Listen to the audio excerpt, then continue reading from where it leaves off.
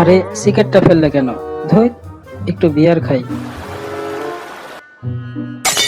আরে বিয়ারটাও ফেলে দিল। ধুই, তুমি কি মহারানী ভিক্টোরিয়া? তুমি এমন করছো কেন? তোমার সাথে কেমন করবে? এ মাসের বেতনের টাকা কোথায়? টাকা দাওনি কেন?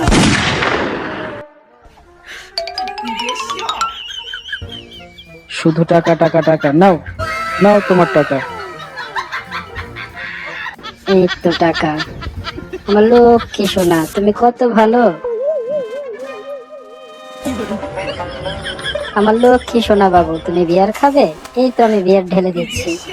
এই নাও, তোমাকে আজকে নতুন স্টাইলে খাওয়াবো। এই নাও।